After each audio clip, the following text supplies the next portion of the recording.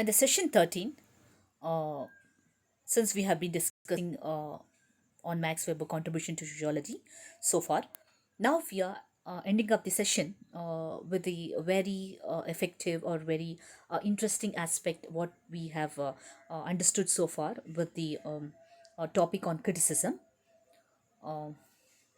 Okay. Weber's contribution to the development of sociology and social thought has been enormous. ಎರಡು ಮಾತಿಲ್ಲ. ಅವರು ಸಮಾಜಶಾಸ್ತ್ರ ಮತ್ತು ಸಾಮಾಜಿಕ ಒಂದು ಪರಿಕಲ್ಪನೆಗೆ ಈ ಥರದ ಪರಿಕಲ್ಪನಾತ್ಮಕ ದೃಷ್ಟಿಕೋನಗಳಿಗೆ ಸಾಕಷ್ಟು ಕೊಡುಗೆಗಳನ್ನು ನೀಡಿದ್ದಾರೆ. ಈ wrote on several issues and topics of sociological interest. In all his writing, he has tried his level best to maintain objectivity.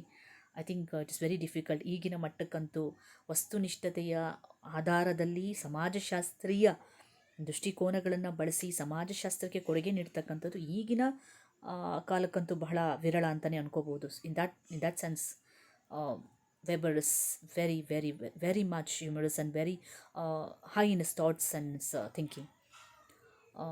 He has, of course, neutrality, an analytical approach, historical insights, and scientific fervor.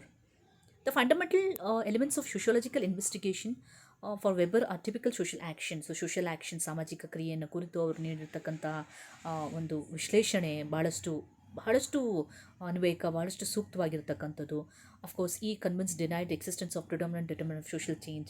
So ಸಾಮಾಜಿಕ ಕ್ರಿಯೆ ಮತ್ತು ಸಾಮಾಜಿಕ ಬದಲಾವಣೆಗೆ ಎಷ್ಟು ಸಂಬಂಧಿತವಾದಂಥ ಒಂದು ಅಂಶ ಅಂತಕ್ಕಂಥದ್ದನ್ನ ಇಲ್ಲಿ ಹೇಳ್ತಾ ಹೋಗುವಂಥದ್ದು.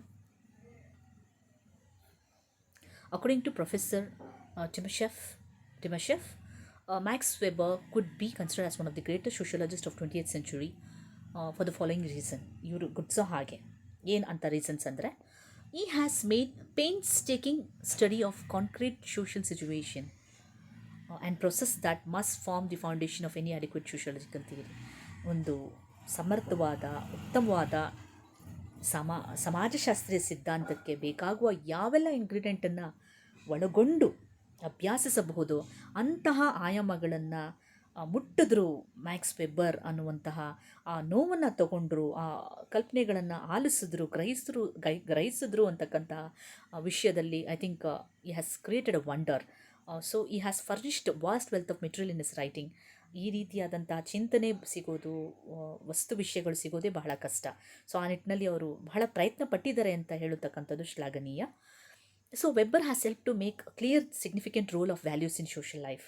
ಸೊ ಸಾಮಾಜಿಕ ಜೀವನದಲ್ಲಿ ಮೌಲ್ಯಗಳು ಎಲ್ಲೋ ಒಂದು ಕಡೆ ಒಂದು ವೈಚಾರಿಕತೆಯಿಂದ ಅನ್ನೋದಕ್ಕಿಂತ ಹೆಚ್ಚಾಗಿ ಬಹಳ ಮುಖ್ಯ ಪಾತ್ರ ವಹಿಸ್ತವೆ ಅಂತಕ್ಕಂಥದ್ದು ಎಷ್ಟು ತುಂಬ ಚೆನ್ನಾಗಿ ಹೇಳಲಾಗಿದೆ ಅನ್ನುವಂಥದ್ದು. ಈ also emphasise the necessity of keeping social science value free. So ಅಲ್ಲಿ ಸಮಾಜ ವಿಜ್ಞಾನ, ಈ ಥರ ಮೌಲ್ಯ ಭಾವನೆ ಆ ಥರ ಎಲ್ಲ ವಿಷಯಗಳಿಂದ ವ್ಯಾಲ್ಯೂ ಫ್ರೀ ಆಗಿರ್ತಕ್ಕಂಥದ್ದು, ಸ್ವಲ್ಪ ಸೈಂಟಿಫಿಕ್ ಟೂಲ್ ಆಗಿ ನೋಡ್ತಕ್ಕಂಥದ್ದು ಎಷ್ಟು ಮುಖ್ಯ ಅನ್ನೋದು ನಾವಿಲ್ಲಿ ಅರ್ಥ ಮಾಡ್ಕೊಳ್ತೀವಿ. It's not very easy to analyse social science value free. There we find lots of criticism. He has demonstrated that much can be achieved by using ideal type procedure in social science. So fixed thought ginta ideal type, profound ideas, different kind of ideas, suitable ideas ಅನ್ನೋದು social ಸೈನ್ಸ್ಗೆ ಎಷ್ಟು ಮುಖ್ಯವಾದಂತಹ ಒಂದು ಸಾಗರದ ರೀತಿಯ ಸ್ವರೂಪದ ಒಂದು ಮಾದರಿ ಅಂತಕ್ಕಂಥದ್ದು ಎಷ್ಟು ಸಿಗುತ್ತೋ ಅಷ್ಟು ಮುಖ್ಯ ಆಗುತ್ತೆ ಸಮಾಜ ವಿಜ್ಞಾನವನ್ನು ಅರ್ಥ ಮಾಡ್ಕೊಳ್ಳೋಕ್ಕೆ ಅಂತಕ್ಕಂಥ ಒಂದು ಅದ್ಭುತವಾದ ರಚನೆಯನ್ನು ಇಲ್ಲಿ ಅವರು ರೂಪಿಸಿದ್ದಾರೆ. He has contributed greatly to the understanding of social causation in human affairs. So ಸಾಮಾಜಿಕ ಸಂದರ್ಭಗಳನ್ನು ಮಾನವ ಬದುಕಿನಲ್ಲಿ, ಮಾನವ ಸಂಗತಿ, ಅವನ ವ್ಯವಹಾರಗಳಲ್ಲಿ, ಅವನ ಅಂತರ್ಕ್ರಿಯೆಗಳಲ್ಲಿ ಹೇಗೆ ಬಳಸಬಹುದಾಗಿದೆ, ಹೇಗೆ ಅರ್ಥೈಸಿಕೊಳ್ಳಬಹುದಾಗಿದೆ, ಆ ಚಿಂತನೆಗಳಲ್ಲಿ ಏನೆಲ್ಲ ಬದಲಾವಣೆಗಳನ್ನು ತರಬಹುದಾಗಿದೆ ಅನ್ನೋದನ್ನ ಅದ್ಭುತವಾಗಿ ತಿಳಿಯಪಡಿಸಿದ್ದಾರೆ Max Weber. So I think it's very very very much important. ಸಮಾಜನ ನೋಡೋ ದಿಕ್ಕು ಬಹಳ ಮುಖ್ಯ ಆಗುತ್ತೆ. ತಪ್ಪು ಕಲ್ಪನೆಗಳಿಂದ ಸಮಾಜನ ನೋಡ್ತಾ, ವೈಯಕ್ತಿಕ ಹಿತಾಸಕ್ತಿಯಿಂದ ದೂಷಿಸುತ್ತಾ, ಗೊಂದಲಗಳಿಂದಲೇ ಬದುಕ್ತಕ್ಕಂತಹ ಜನ ಸಮುದಾಯ ಅಥವಾ ಜನರ ಚಿಂತನೆಗಳ ನಡುವೆ ಮ್ಯಾಕ್ಸ್ ವೆಬ್ಬರ್ ಅವರ ಚಿಂತನೆಗಳನ್ನು ಎಲ್ಲಾದರೂ ಒಂದು ಸ್ವಲ್ಪನಾದರೂ ಅಳವಡಿಸ್ಕೊಂಡ್ರೆ ಎಲ್ಲೋ ಒಂದು ಕಡೆ ನಮ್ಮ ಸಣ್ಣ ಪುಟ್ಟ ತಪ್ಪುಗಳು ಅಥವಾ ದೊಡ್ಡ ಮಟ್ಟದಲ್ಲಿ ಆಗುವ ತಪ್ಪುಗಳನ್ನು, ಗೊಂದಲಗಳನ್ನು ಸರಿಪಡಿಸ್ಕೊಳ್ಳಿಕ್ಕೆ ಒಂದು ರೀತಿ ಹ್ಯೂಮನ್ ಅಫೇರ್ಸಲ್ಲಿ ತುಂಬ ಅನುಕೂಲಕರವಾದಂಥ ಬೆಳವಣಿಗೆ ಅಂತ ಅನ್ಕೋಬೋದು. It would be in the fitness of things to call Max Weber our contemporary. The books he wrote, the problems he raised, the issues he interpreted, and the proposition he established would continue to be points of references for the students of sociology in generations to come. ಸಮಾಜಶಾಸ್ತ್ರ ಆವಾಗಲೇ ನಾನು ಹೇಳ್ತಾ ಇದ್ದೆ, ಸಮಾಜಶಾಸ್ತ್ರದ ಕುಟುಂಬಕ್ಕೆ ಯಾರೆಲ್ಲ ಸೇರ್ತಾರೆ ಅವ್ರಿಗೆಲ್ರಿಗೂ ಒಂದು ರೀತಿ ಒಂದು ಹೆಮ್ಮೆಯ ಸಂಗತಿ ಅಂದರೆ ಮ್ಯಾಕ್ಸ್ ವೆಬ್ಬರ್ ಅಂತಕ್ಕಂಥ ಒಬ್ಬರು ಚಿಂತಕರಿದ್ದರು, ನಮ್ಮ ನಡುವೆ ಇದ್ದರು. ಅವರು ಈ ಥರ ಚಿಂತನೆಗಳನ್ನು ನಮಗೆ ಒಂದು ಒಂದು ಬಳುವಳಿಯಾಗಿ ಕೊಟ್ಟು ಹೋಗಿದ್ದಾರೆ. ಅವರ ಕೊಡುಗೆಗಳನ್ನು ನಾವು ಅದನ್ನು ಹೇಗೆ ಸ್ವೀಕಾರ ಮಾಡ್ತೀವಿ ಅನ್ನೋದು ಈಗ ನಮಗೆ ಇರ್ತಕ್ಕಂಥ ಸವಾಲು, ಮತ್ತು ಅದನ್ನು ಅರ್ಥ ಮಾಡ್ಕೊಳ್ಳೋದು ತುಂಬ ಅಗತ್ಯತೆಯ ಒಂದು ಸ್ವರೂಪ ಅಂತ ನಾವಿಲ್ಲಿ ತಿಳ್ಕೊಳ್ತೀವಿ. As Raymond Aron has pointed out, whether one consider comprehension or ideal type or distinction between value judgment and value references, or subjective meaning as a proper judgment for sociological curiosity, or a contrast between the way writers have understood themselves and the way sociologists understand them, one is attempted to multiply the questions, if not the objections. ತುಂಬ ಅದ್ಭುತವಾದಂತಹ ಒಂದು ನಿಲುವನ್ನು ಇಲ್ಲಿ ವ್ಯಕ್ತಪಡಿಸ್ತಾರೆ. As Raymond Aron has remarked, Weber was a man who was asking himself the ultimate question, the relationship between knowledge and the faith. ಅದ್ಭುತ ಅಲ್ವಾ? ಯಾಕಂದರೆ ಜ್ಞಾನ ಮತ್ತು ನಂಬಿಕೆಗೆ ಇರುವ ಸಂಬಂಧಗಳನ್ನು ತನಗೆ ತಾನೇ ಕೇಳ್ಕೊಳ್ಳುವಂಥ ಪ್ರಯತ್ನದ ಮಾಡಿದ್ರು ವೆಬ್ಬರ್ ಅನ್ನುವಂಥದ್ದು ಎಷ್ಟು ಜನಕ್ಕೆ ಸಾಧ್ಯ ಆಗುತ್ತೆ. ಅಥವಾ like I am not glorifying the thinker or sociologist in this context. The thing is the attempt is very important. ವ್ಯಕ್ತಿಯಾಗಿ ಒಬ್ಬ ಸೋಷಿಯಾಲಜಿಸ್ಟ್ ಆಗಿ ಅಥವಾ ಸಾಮಾನ್ಯ ವ್ಯಕ್ತಿಯಾಗೂ ಕೂಡ ಇದು ಎಷ್ಟು ಇಂಪಾರ್ಟೆಂಟ್ ಅಟೆಂಪ್ಟ್ ಅನ್ನೋದನ್ನ ನಾವೆಲ್ಲ ಅರ್ಥ ಮಾಡ್ಕೋಬೇಕಾಗತ್ತೆ. ಸೈನ್ಸ್ ಆ್ಯಂಡ್ ಆ್ಯಕ್ಷನ್, ವಿಜ್ಞಾನ ಮತ್ತು ಕ್ರಿಯೆಗೆ ಸಂಬಂಧಪಟ್ಟಿದ್ದು. The church and the prophecy, okay, this aspect is very sensitive. Bureaucracy and charismatic leader, ಅಧಿಕಾರ ಮತ್ತು ಒಂದು ಪ್ರಸಿದ್ಧ ಒಂದು ನಾಯಕತ್ವಕ್ಕೆ ಸಂಬಂಧಪಟ್ಟಿದ್ದು. Rationalisation and personal freedom, so ವೈಚಾರಿಕತೆ ಮತ್ತು ಫ್ರೀಡಮ್ ಅಂತಕ್ಕಂಥದ್ದು, ವೈಯಕ್ತಿಕ ಸ್ವತಂತ್ರಕ್ಕೆ ಸಂಬಂಧಪಟ್ಟಿದ್ದು. ಆಮೇಲೆ like more than that he was a man with great historic erudition who searched all civilisation for the answers for his own questions. ನಮ್ಮ ಪ್ರಶ್ನೆಗಿಂತ ಇನ್ನೊಬ್ಬರ ಪ್ರಶ್ನೆ ಹತ್ತನೇ ನಮ್ಮ ಸವಾಲು, ಇನ್ನೊಬ್ಬರ ಉತ್ತರದ ಹತ್ತನೇ ನಮ್ಮ ಸವಾಲುಗಳಿರುತ್ತೆ ಸ್ವಾಭಾವಿಕವಾಗಿ ನಮ್ಮೆಲ್ರಿಗೂ. ಐ ಡೋಂಟ್ ನೋ, ಲೈಕ್ ನಾನು ಜನರಲೈಸ್ ಮಾಡ್ತಿಲ್ಲ, ಸಮಾಜ ಹೇಗಿದೆ ಅದನ್ನು ಹೇಳ್ತಾ ಇದ್ದೀನಿ. ಬಟ್ ಇಲ್ಲಿ ಮೊದಲು ತನ್ನಲ್ಲಿರೋ ಗೊಂದಲಗಳನ್ನೇ ಸರಿ ಮಾಡಿಕೊಂಡು ತದನಂತರ ಒಂದು ವಿಷಯನ ತರುವ ಪ್ರಯತ್ನ, ಒಂದು ಮುಂದಿಡುವ ಪ್ರಯತ್ನ ಮಾಡುವಂತಿದೆಯಲ್ಲ, it's a great attempt. It's really wonderful attempt. Weber's tendency to explain social reality in terms of individual motivation blurred the line between sociology and psychology. So ಸಾಮಾಜಿಕ ವಾಸ್ತವಿಕತೆ ಮತ್ತು ವ್ಯಕ್ತಿಗಳ ಒಂದು ಪ್ರೇರಣೆ ಅನ್ನುವಂತಹ ಒಂದು ಬ್ಲೆಂಡ್ ಇದೆಯಲ್ಲ, the beautiful blend between sociology and psychology.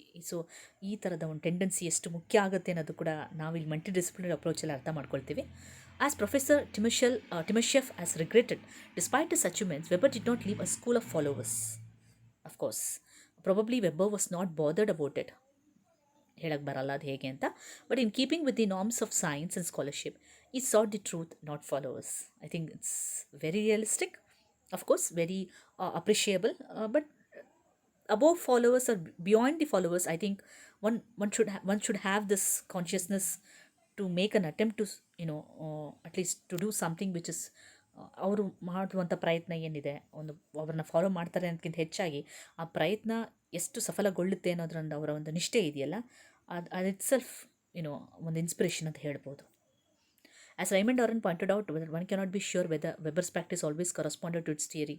ಅದು ಎಷ್ಟು ಪ್ರಾಕ್ಟಿಕಲ್ ಆಗಿ ಅವ್ರ ಥಿಯರಿಗೆ ಕರೆಸ್ಪಾಂಡ್ ಆಗುತ್ತೆ ಅನ್ನೋದು ಗೊತ್ತಿಲ್ಲ ಅಂತಕ್ಕಂಥ ಅಂಶಕ್ಕಿಂತ ಆ್ಯರನ್ ಅವ್ರು ಹೇಳೋ ಪ್ರಕಾರ Max Weber refrain from all value judgement, ಅದು ಖಂಡಿತ ಸತ್ಯವಾದದ್ದು. It is still more doubtful that value references and value judgement are radically ಸೆಪರೇಬಲ್.